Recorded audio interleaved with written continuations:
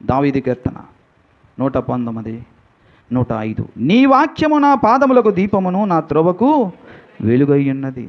నీ వాక్యము నా పాదములకు దీపము, నా త్రోవలకు వెలుగు. వాక్యమే దీపము, వాక్యమే వెలుగు, వాక్యమే జ్యోతి. అర్థమైందండి? ఇప్పుడు నీ చేతిలో ఏముంది? ఫిలిప్పీయులకు రాసిన పత్రిక 2వ అధ్యాయం 16 నీ చేతిలో ఏముందండి? జ్యోతి ఉంది. జ్యోతి అంటే ఏంటది? బైబిల్ ఉంది, పరిశుద్ధ వాక్యం ఉన్నది. పరిశుద్ధ వాక్యానికి దీపమని, వెలుగని, జ్యోతని పేరు. లేదా చదవండి అయ్యా, ఫిలిప్పీ 2:16. ఆటి జనమ మధ్యను జీవవాక్యమును చేత పట్టుకొని లోకమందు జ్యోతుల వలె. ఏమా నువ్వు జ్యోతుల్లా కనబడ్డానికి కారణం ఏంటి చెప్పు? జ్యోతిని నువ్వు పట్టుకున్నావు, వెలుగును నువ్వు పట్టుకున్నావు, దీపాన్ని నువ్వు పట్టుకున్నావు. ఇక్కడ 3 రకములైన నక్షత్రాలు: ట్రిపుల్ స్టార్, రియల్ స్టార్, నా యేసయ్య. ఎస్, అసలు సిసలైన వేకువ చుక్క నా యేసయ్య. తనకు సాక్షులము మనము.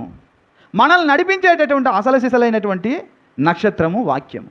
వాక్యము కూడా నక్షత్రము.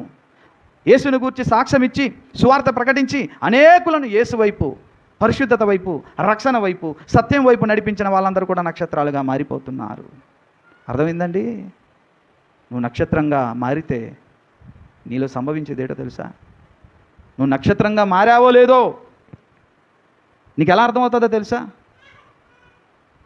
అదిగో ఆ నక్షత్రమును చూచి మేము వచ్చాము అని జ్ఞానులు సాక్ష్యం ఇచ్చారు. అజ్ఞానులు కారు వాళ్ళు, చదువులేని పామరులు కారు వాళ్ళు, విద్యా విహీనులు కారు, మహామేధావులు, జ్ఞాన సంపన్నులు వారు. వారిని నడిపించింది ఆ నక్షత్రం. నువ్వు నక్షత్రముగా ఉన్నావో లేవో ఏం తెలుస్తుందో తెలుసా? ఒక అజ్ఞానినో ఒక జ్ఞానినో యేసు దగ్గర నువ్వు నడిపించినట్లయితే, నీ ద్వారా కొన్ని ఆత్మలు నిజమైన నక్షత్రమైన యేసయ్య దగ్గర నడిపిస్తే, నువ్వు యేసయ్యను గూర్చి సాక్ష్యం ఇచ్చే నక్షత్రంగా ఉన్నట్టే. అర్థమైందా? నీ ఇంటి మీద పెట్టే నక్షత్రం కాదు, నువ్వు నక్షత్రంగా ఫలానా ఇదిగో గంజిపేట వీధిలో ఒక నక్షత్రం ఉంది. ఎవరు? మార్క్ అనే నక్షత్రం. అక్కడికి వెళ్ళి మనం తెలుసుకుందాం అని అనుకోవాలి. ఫలానా ఆ ఉకుంపేటలో ఓ నక్షత్రం ఉంది. ఎవరు? ఆ తబితమ్మ. ఆవిడ దగ్గరికి వెళ్ళి మనం తెలుసుకుందాం యేసయ్య కోసం. జ్ఞానులు ఎక్కడికి వెళ్ళారండి? నక్షత్రాన్ని చూస్తూ చూస్తూ చూస్తూ సత్యాన్ని తెలుసుకున్నారు. నిన్ను చూస్తూ యేసయ్యను చూడాలి.